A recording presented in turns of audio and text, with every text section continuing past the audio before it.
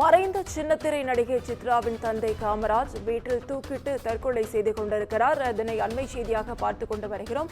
இது குறித்த முழு விவரங்களை வழங்க செய்தியாளர் சுப்பிரமணியன் நம்மோட இணைப்பில் காத்திருக்கிறார். சுப்பிரமணியன், வணக்கம். விவரங்கள்.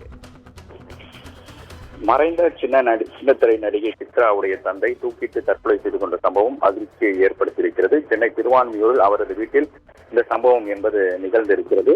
திருவான்மியூர் ராஜாஜி நகர் பகுதியில் வசித்து வருபவர் காமராஜ்.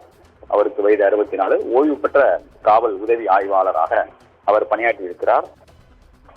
இவர் சின்னத்திரை நடிகையோட சித்ராவின் தந்தை. ஏற்கனவே சின்னத்திரை நடிகை சித்ரா தூக்கிட்டு தற்கொலை செய்து கொண்டிருந்தார். அது தொடர்பான விசாரணையும் நீதிமன்றத்தில் நடந்து வருகிறது. அது மட்டுமல்லாமல் சித்ரா கடந்த 2020ஆம் ஆண்டு டிசம்பர் மாதம் நசரத்பேட்டையில் இருக்கக்கூடிய ஒரு ஹோட்டல் ஒன்றில் சடலமாக மீட்கப்பட்டார். அதன் பிறகு அவரது கணவர் கேம்நாத் மீது போலீசார் வழக்கு பதிவு விசாரணை என்பது நடத்தினார்கள். திருவள்ளூர் மாவட்ட மகளிர் நீதிமன்றத்தில் இந்த வழக்கு விசாரணை என்பது நடந்தது.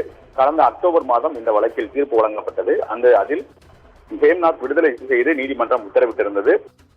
அந்த உத்தரவை விடுதலை எதிர்த்து மேல்முறையீடும் செய்யப்பட்டிருக்கிறது.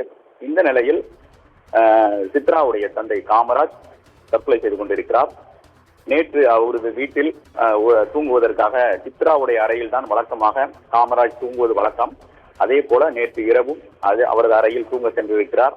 காலையில் அவரது மனைவி நீண்டமாக கதவை திறக்காதால் சந்தேகமடைந்து பார்த்தபோது சித்ராவுடைய துப்பட்டாவால் தூக்கிட்டு தற்கொலை செய்து கொண்டிருக்கிறார். இது தொடர்பாக திருவான்மியூர் போலீசார் விசாரணை நடத்திக் கொண்டிருக்கிறார்கள்.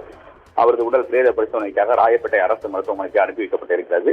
தற்கொலை கடிதம் எழுதி வைத்திருக்கிறாரா என்ற கோணங்களில் போலீசார் அவரது அறையை சோதனை நடத்தி கொண்டிருக்கிறார்கள். மேலும் அவருடைய காமராஜுடைய செல்போனையும் போலீசார் கைப்பற்றியிருக்கிறார்கள்.